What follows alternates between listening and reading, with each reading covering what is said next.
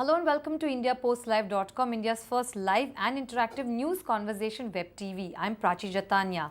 Ministers in the Narendra Modi-led government will no longer be able to handpick their personal staff or their OSDs or the private secretaries. They have to seek approval from the government, and also the doors will be shut to all those babus who had worked and served in the previous regime. Here's a report with the more details. India's Home Minister Rajnath Singh had wanted a private secretary of his choice. He was, however, told by the Prime Minister's office that it cannot happen. The reason given was that the said bureaucrat had served under a UPA minister. But Rajnath Singh was not alone. At least 4 other ministers have had to find other alternatives to their first options. A circular was issued from the Prime Minister's office that nobody who has served in the previous regime as personal staff can be reappointed. Next, the Department of Personnel and Training issued an order saying that henceforth all the appointments of personal staff will have to be cleared by the Appointments Committee of the Cabinet. All appointees will also need a mandatory approval by the Intelligence Bureau. Critics of Modi government are furious, and the question is, if the Prime Minister is ready to give freedom to bureaucrats, then why can't he extend the same courtesy to his own ministers?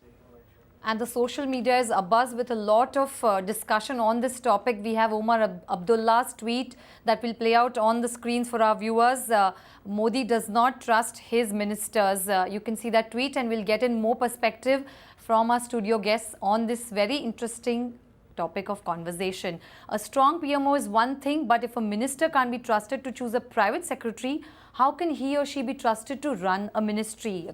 A very interesting question raised by Omar Abdullah, triggering a lot of response. And to take us, into details and analysis of this conversation, we have with us in the studio Ms. Anita Katyal, a senior columnist, and also Mr. Sanjeev Singh, a senior journalist, joining us here. Thank you so much, both of you, for being here at the conversation on India Post Live. I'll come to you, Ms. Katyal. What are your views on the entire, PMO trying to dictate terms? To begin with, I tend to agree with what Omar Abdullah has said, that to some extent you do have to give functional autonomy to your ministers. They should be able to pick their staff. I mean, after all, they are senior ministers, and you are in a Westminster system of governance where the Council of Ministers or the Cabinet is also a very important institution. So, the Prime Minister is the first among equals, undoubtedly. But certainly, you cannot kind of dictate these kind of terms, I don't think it sits well with. But having said that, I would also like to point out that there is a very strong network of, PAs and PSs and OSDs, which kind of operates, I won't say operates, that's not a nice word, but it's kind of settled in Delhi, they kind of are passed from one regime to another. They just kind of move around. It's like a case of musical chairs. And so, when people are here for so long and they have other interests for staying on in Delhi, so they tend to cozy up to ministers and, teach them the shortcuts to do this or do that. And so that is also not a way people develop vested interests, To that extent, I agree that, people should be revolved and moved around. But on the other hand, it's dictating, sending this kind of diktat is also not a very healthy precedent. Definitely. Sanjeev, who are these officers that the government has sort of, disapproved of, and is there anything adverse against them and their career? No, in fact, I mean, they're very bright officers. They're all young, bright officers. If you look at Rajnath Singh's choice of Alok Singh, or be it, Kiran Rijiju's choice of Abhinav Kumar, or even for that matter, Rajesh Kumar, who had served under Chandresh Kumari Katoch and now of course moved to General V.K. Singh. But I think the point that Narendra Modi is trying to make is that of, he's always said that he's not a Delhiite, he's an outsider. And we've seen, some appointments like Jagdish Thakkar being appointed in the Prime Minister's office. So he's trying to send that message that he's not going to have someone who's already established into the system. And adding to what Anita is saying, simply, that's something he just wants to get rid of and start on a clean slate. That's why we're seeing a very aggressive Narendra Modi on this issue. Right. We'll get in Ms. Shailja Chandra, former Chief Secretary also, who has probably an interesting perspective on this entire issue. Ma'am, thank you so much for joining us here at the Conversation on India Post Live. Your views on this entire directive being issued? Well, one must understand, and let's not confuse the issue with Mr. Narendra Modi. How did this institution of private secretary get started? It started way in the late 50s, early 60s, and became very powerful in the 70s. And what usually happened was very young officers, hardly having 4 to 6 or 7 years seniority, would come, and their job was literally to read the notes which had been sent by the ministry through the secretary or additional secretary, and to summarize it for the minister and say, this is what is on the file, this is what so-and-so says, this is the issue, and just put it up. As things went on, there's no doubt that the PSs became, they were first called special assistants, then the name was changed to PS, that is personal secretary, private secretary in a way. They became extremely powerful. They were able to wield not only authority, but also to play certain amount of, you might say, partisanship within the ministry, maybe put down the secretary's proposals because somebody else had countered them and briefed the PS behind the scene that actually, this is what's wrong or this is what's right. Now, in a way, that is going above a system which, as one of your guests just said, it's the Westminster model. And if you've seen Yes Minister, you would have seen the role of Bertram Wooster. I mean, he's always torn between being loyal to the minister and being loyal to his secretary. But in this system, it became loyalty to the minister became so, skewed at times that the private secretary became a virtual shadow minister, which was unfortunate. So I would say that looking at the institution, it had become somewhat ingrained that you would have a private secretary who would do the kind of troubleshooting and the kind of fixing, which is not the role that was envisaged when the system started. Having said that, I would say that in the case of the choice of a minister, I wish the cabinet secretary, and they did it in the past, I have personal knowledge that it was done way back, not recently. The cabinet secretary would just get a report on your activities, your reputation, the kind of networking. I think government has this kind of information readily available, and those who are suitable should be allowed to continue. Those who are unsuitable should obviously not continue.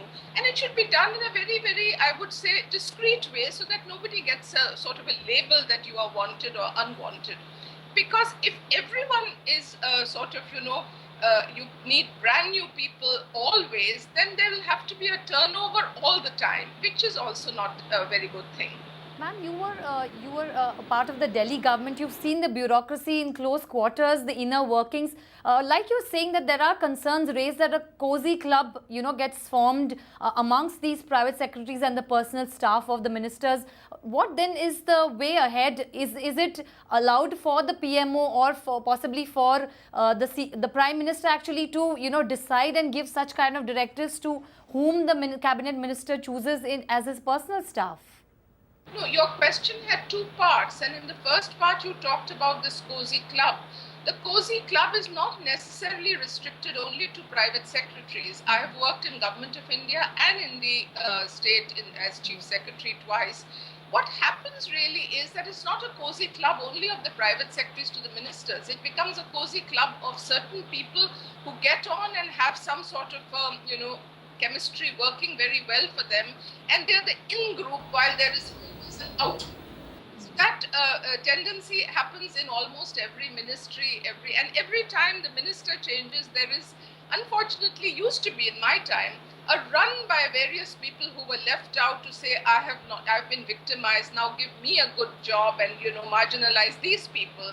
So this used to go on. I've been a personal victim of all this. So I know that this is not anything unusual. So let's not mix it only with private secretaries. But as far as the word diktat you're saying, diktat is something which talks of a kind of autocracy. If the people, I would wait and watch, in case the people who are selected and given to the ministers are young, dynamic, and don't come with any baggage of having sort of, worked at very high levels and had their own, you might say, elite club. it will be good for the system because it will bring in fresh blood.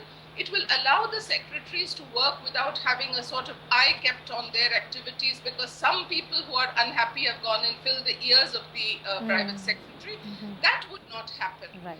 But as I said right in the beginning, I do feel that the ministers could be given the choice, but subject to some screening, because it's very easy. Our network of officers, both in the center and the states, is so strong that it doesn't take you 15 minutes to get to the root of what is a guy's reputation. Right, right. Very interesting there. I'll also bring in Mr. Radhakrishnan, the Deputy Editor of Frontline, joining us from Chennai on Google Hangout. Thank you so much, Mr. Radhakrishnan, for joining us. Your views, you've listened into all the points here that our guests are making. Your thoughts on that? I think primarily what we miss out is the fact that there have been various memoranda and circulars from DOPT way back, dating back to 1990. In fact, I would like to quote a DOPT memo from 13th August 1990, and this is regarding how and when an appointment should be done, the tenure and such stuff of ministers. Now, it very clearly says that appointment or to the post of private secretary should not be above the rank of director in Government of India. There have been instances of even this being flouted, and it clearly says also, I'm talking about 1990, and I'm also trying to bring in the point that from then on, at least this is what our institutional memory has recorded. From then on, every single rule that goes into the appointment of private secretaries has either been overlooked or been flouted with impunity, merely because a minister wants a particular guy as his private secretary. Here it very clearly says that the tenure of a private secretary will be 3 years, and after that, on completion of his term, he should be, unless there are other reasons for his not being appointed, he should be appointed at an appropriate level back into the ministry.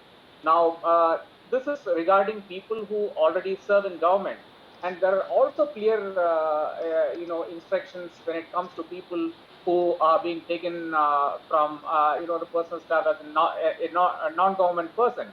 And again, I quote the DOPT, order of Office Memorandum of 28 January 2013, again issued by the UPA government. UPA in January of 2013 felt that it was necessary to appoint an order which basically,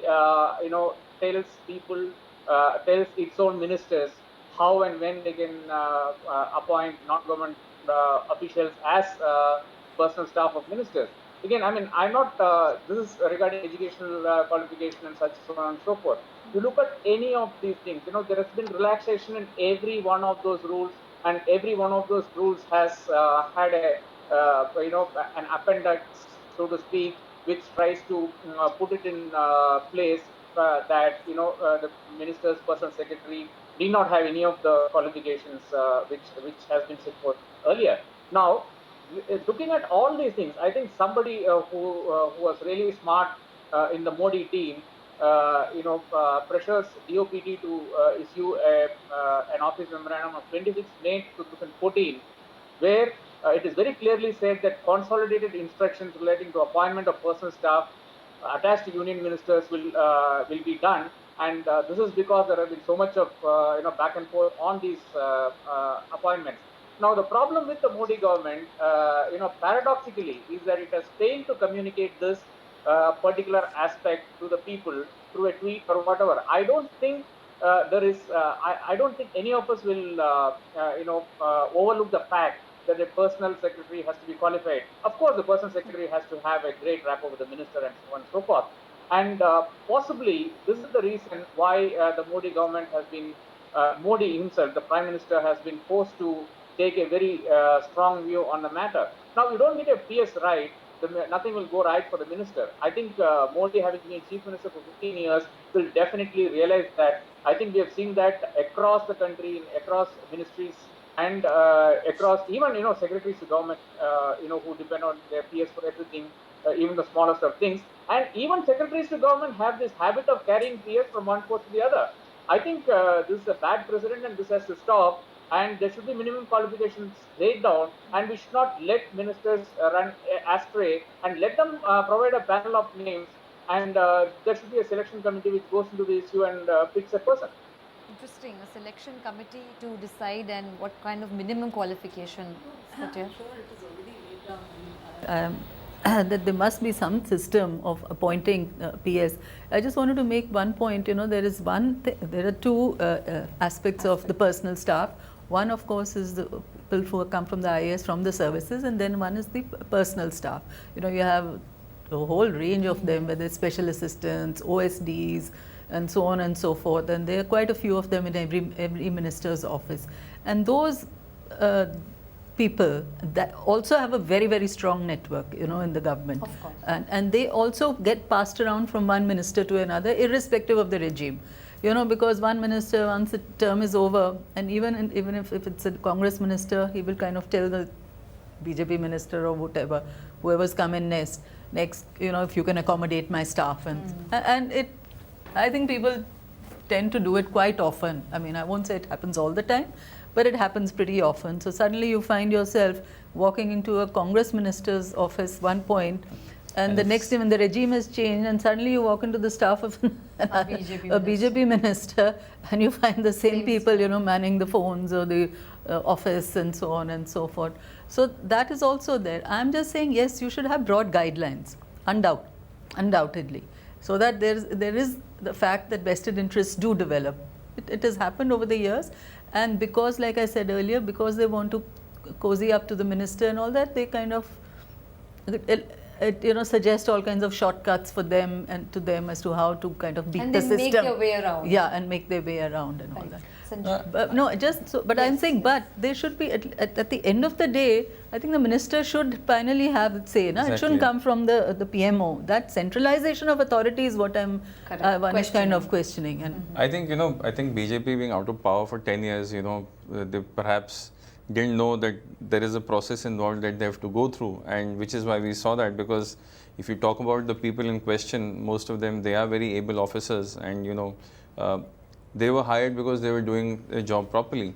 But as what Mr. Radhakrishnan was saying, that if you go by the rules, it's pretty clear that Narendra Modi government has ensured that they've actually tried to tell the ministers to go by the rules, but the impression that's given is that Modi has a larger than life image and he's the one who wants to push forward that thing. So I think somewhere down the line where trying to go by protocol, that has been put on the back burner, and Modi's chappan chhati has come out.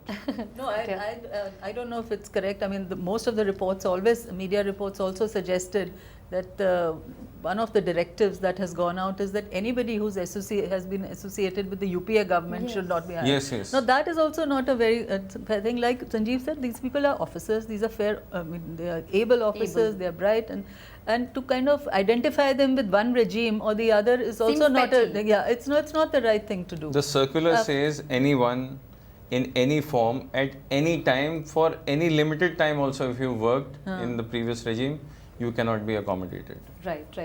Ms. Shalja? Well, I missed whatever your other panelist who was on the overhead spoke, because I can't hear anything. But I would only like to say in this connection that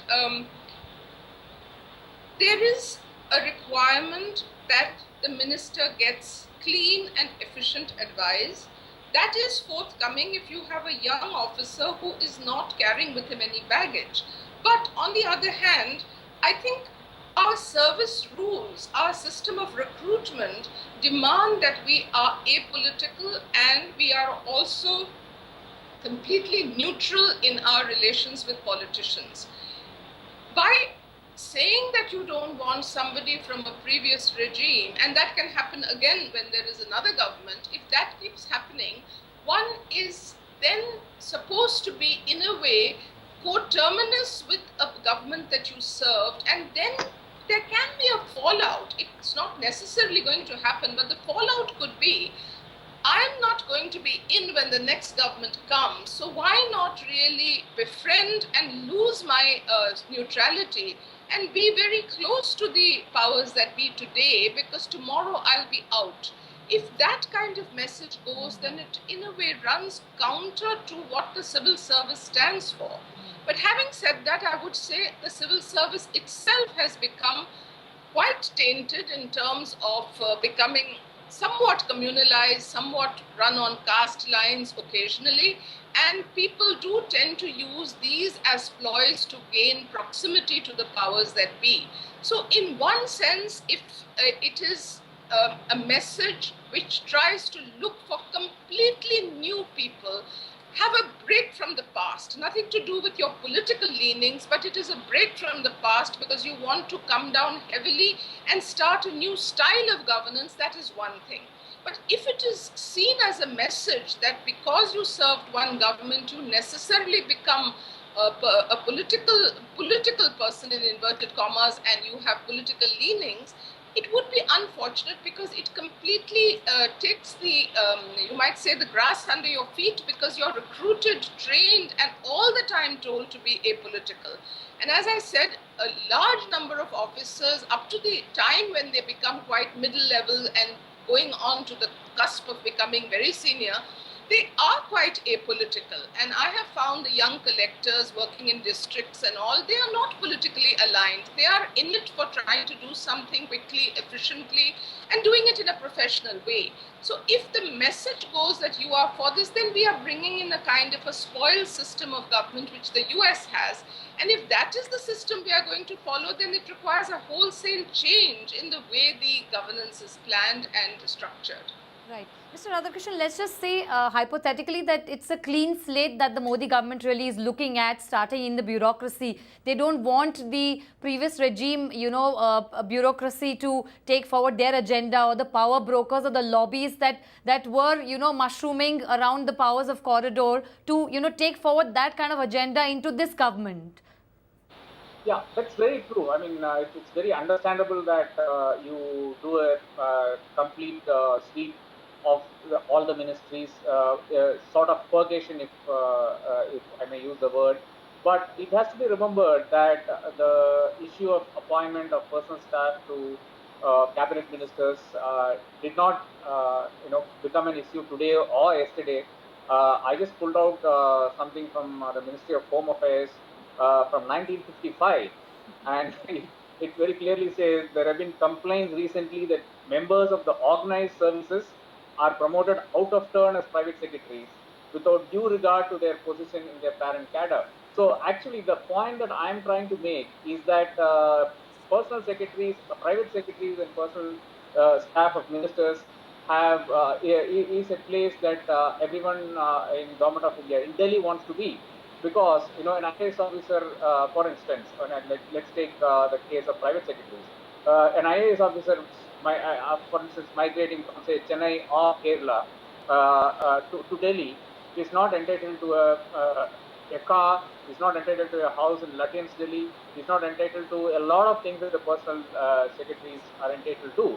Now, what makes them so important in life that they get all these benefits when similar staff of similar standing, of similar seniority are not entitled to all these things. Now, all these things, I mean, there have been so much words, and the kind of cartel that one of the speakers was putting out is comes to play here.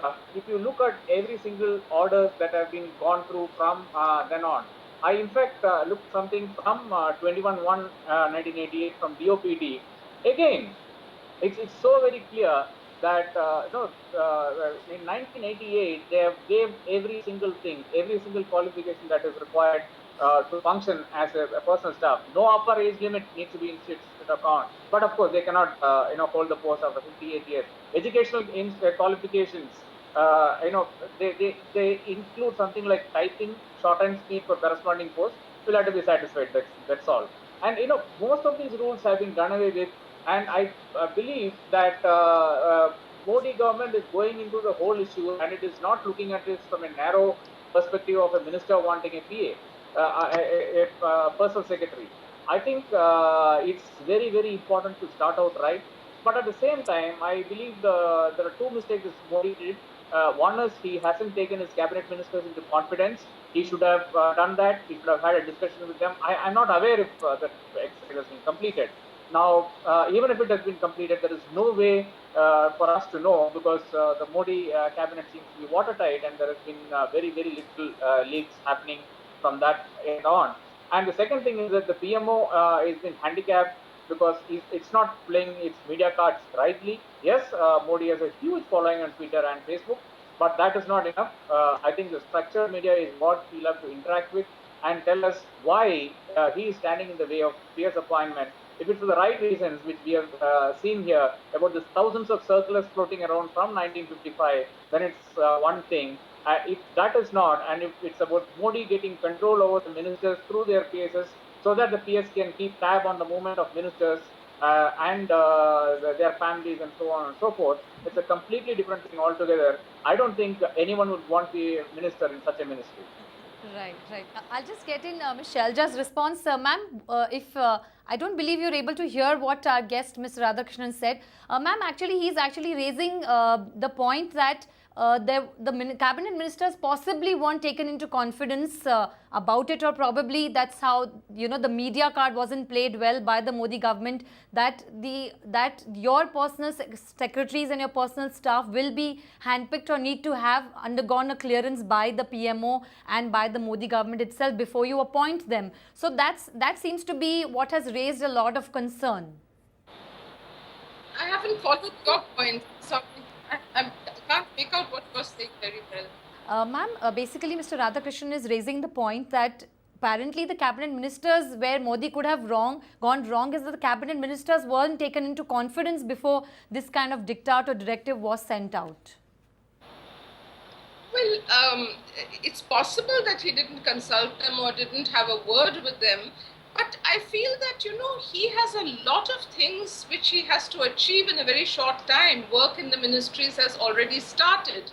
If consultations are to go on, each one will say, well, you did it for Peter, why not for Paul? And my man was there for 3 years. No, but mine was only there for 3 months. There'd be no end to the consultations. There are, after all, something like 50, 60 people involved. And it's not just private secretaries. It's also people at a slightly lower level who would be involved.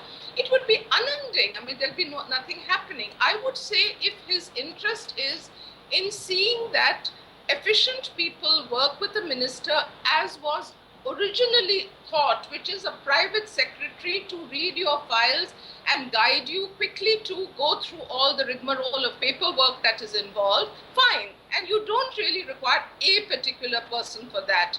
You're not hiring a cook, you're not hiring somebody who's a gardener, and you want to be satisfied that your personal home will be taken care of the way you would like your home to be taken care of. This is an office. So I wouldn't just join issues and say he should have consulted, he should have taken everybody into confidence. Why? He is the Prime Minister and he wants to get on with the work. He's not denying them private secretaries. He's giving them IAS officers, obviously, who would be coming with the credentials that they are supposed to have, which is that they joined a cadre, they are young, they have worked at a district level, they know how the systems work, and that's it. So I wouldn't just come down on an individual who has become the Prime Minister of such a large country on this issue. I would only say that if this leads to any kind of a feeling that you belong to the BJP or you belong to the Congress or you belong to Mayawati's party or you belong to some third party, that is very unfortunate, because that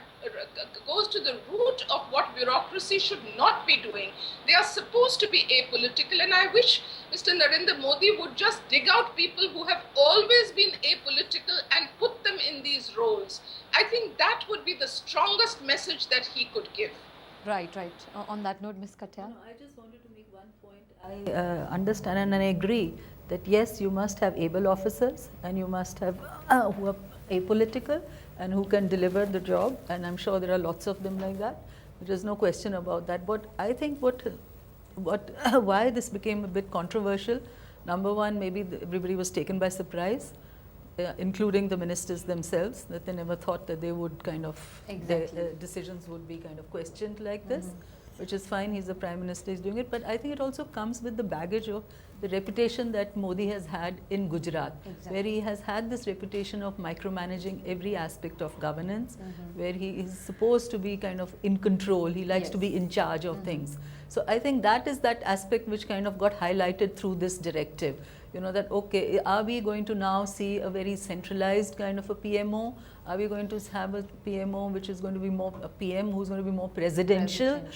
So those kind of fears kind of were played out through this directive. Right. Sanjeev, one final word. I have my reservations because, this whole talk of Modi and Prime Minister's office primacy, I don't believe in all that, because you look at the kind of politics that Narendra Modi is trying to promote within the bureaucracy. You have a General V.K. Singh, you have Satyapal Singh, who was Mumbai Police Commissioner, you have R.K. Singh. Yes. These guys joined the BJP within 3 months of them quitting their jobs. So what is the message you're sending? On the one hand, you have these 3 people, you bring them to your party, you give them tickets, you make them a minister. And then on the other hand, you're doing this with your junior ministers or your ministers who can't have these junior officers. So what's the message that you're trying to send? I mean, it's pretty clear. Either you toe his line and you become close to his party, or else you're finished. Right, right. One final word from Mr. Radhakrishnan before we wind up. We are absolutely running out of time, but we invite our viewers and participants to put in their tweets and take their views, add their views on our website. Our Twitter handle is @IndiaPostLive and our website indiapostlive.com. Mr. Radhakrishnan, your final word on this. I think it's a very nervous Modi trying to make a good first impression, and he has failed very miserably there. First, when it came to appointing his own principal secretary, for the first time in the history of independent India, an ordinance route was taken to appoint a personal staff, and the second, now he is taking flack for trying to interfere in the appointment of secretaries, personal secretaries to ministers.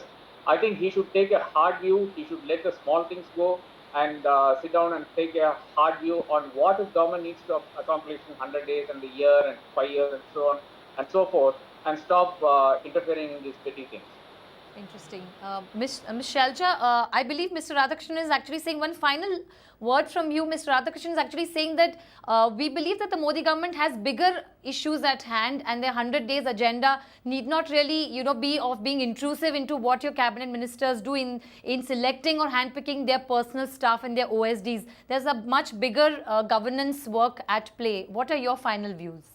I think that the agenda before the new government is huge. It is something which is not just rooted in past, you might say, schemes and projects. Just look at the fact that only 10% of our cities have sewerage. Look at the amount of pollution we have, both air pollution, water pollution. These are unglamorous things and no government has paid attention to them. I do hope that other than all the defense issues, other than all the issues which are so important, which is the economy, price rise, inflation, there are also unseen things which he has talked about. He has talked about cleaning rivers, he has talked about cleaning sewerage, giving toilets, all this. They've never been given this kind of primacy at the Prime Minister's level. And I think if he has to get on with it, he just cannot be burdened with criticism on things which are your back-end work. It has got nothing to do with the public, really. It doesn't really reflect on public needs and public services. I think he should be judged by whether he's giving primacy to certain critical issues which are facing this country. Water depletion. These are things which nobody talks about. They're just sort of NGOs who take it up from time to time. Government has not made a big noise about it. If he takes up those issues, I think the public would be more than satisfied, rather than tinkering around with personal offices of ministers and MOSs and things like that. Those are small in comparison. Right, right. On that note, I'll thank our studio guests here, Ms. Anita Katyal and Mr. Sanjeev Singh, and also Mr. Radhakrishnan joining us from the front line in Chennai, and Ms. Shelja Chandra for taking time out, for being a part of this very engaging discussion. Several points raised here by our panelists, and of course, big concerns also raised for the Narendra Modi government and what lies ahead for the cabinet ministers, and will they be allowed to remain autonomous and carry out their functions with personal staff of their choice. We'll have to wait and watch what really unfolds in the days and weeks ahead. Thank you so much all for watching. Do put in your comments and take this conversation forward on our Twitter handle @IndiaPostLive. Stay tuned for more conversations ahead. Goodbye.